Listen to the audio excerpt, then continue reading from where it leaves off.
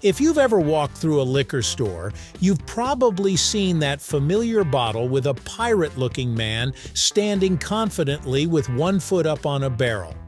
Captain Morgan has become one of the most recognizable rum brands in the world. But here's the interesting part. Captain Morgan was actually a real person. And no, he didn't invent the rum. The man on the label lived more than 300 years before the drink was created.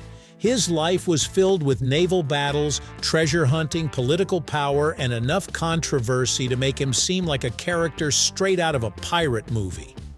So who exactly was Captain Morgan, and how did he end up becoming the face of one of the world's most famous alcoholic drinks? Let's find out, right here, on History of Simple Things.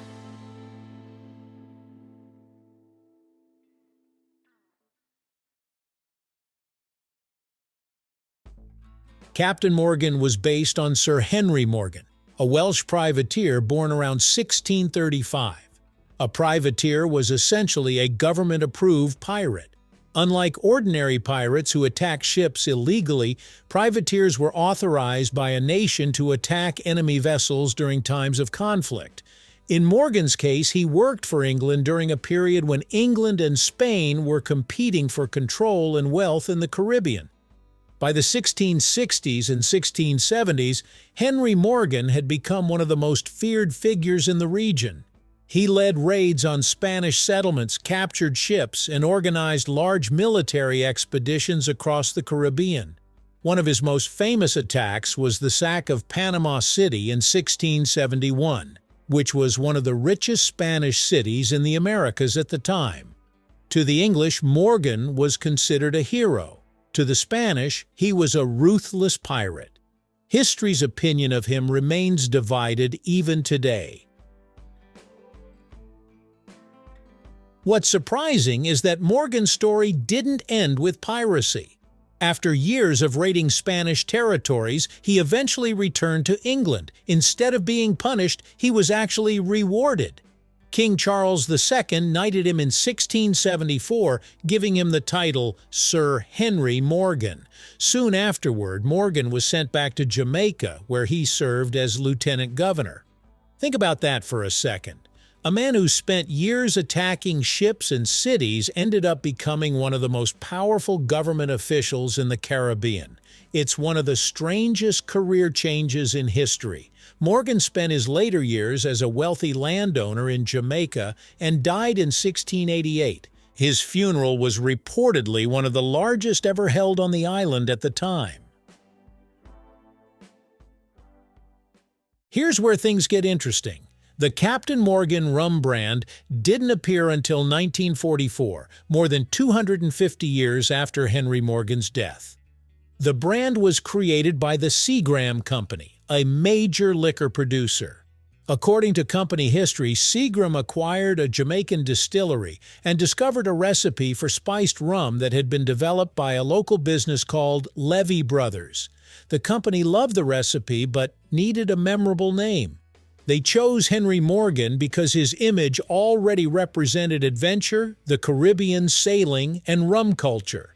Even though Morgan himself never created a rum company, his reputation made him the perfect mascot.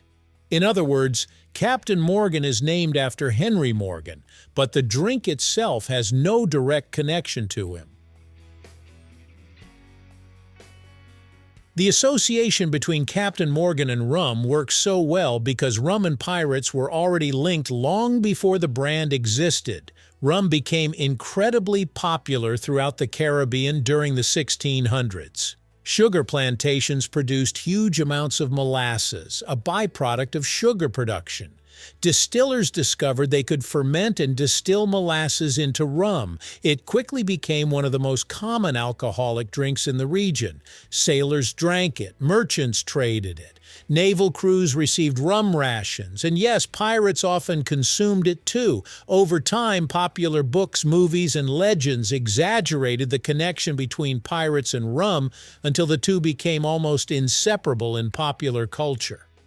So when a rum company wanted a memorable identity, using a famous Caribbean privateer made perfect marketing sense.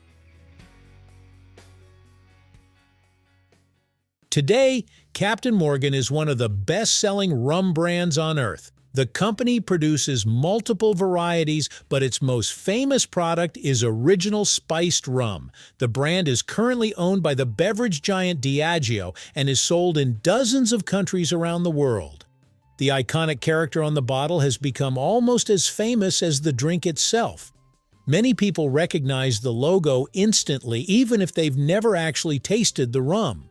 Over the decades, the company has leaned heavily into the adventurous pirate image, creating advertisements centered around treasure ships and Caribbean legends. Ironically, the fictional version of Captain Morgan that appears in advertisements is often far more cheerful and lighthearted than the real historical figure ever was. There's one final part of the story that's important to mention.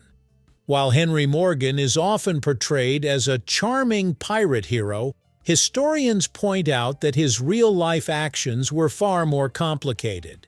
His military campaigns involved violence, destruction, and suffering, and he was also connected to the colonial systems that existed in the Caribbean during that era. As a result, some people view him as an adventurous historical figure, while others see him as a symbol of a darker period in colonial history. Like many famous people from centuries ago, his legacy depends heavily on whose perspective you're looking from. So, who is Captain Morgan? The answer is actually two different people. One is Sir Henry Morgan, the 17th century Welsh privateer who became famous through raids, battles, and political power in the Caribbean. The other is the fictionalized mascot created centuries later to sell rum. Most people know the smiling man on the bottle. Far fewer know the complicated history behind him. But the next time you see Captain Morgan sitting on a store shelf, you'll know that the story behind the label is far bigger and far stranger than a simple bottle of rum. Thank you for watching. If you have suggestions for our next video, feel free to share them in the comments below. We'll be sure to give you an acknowledgement for your contribution.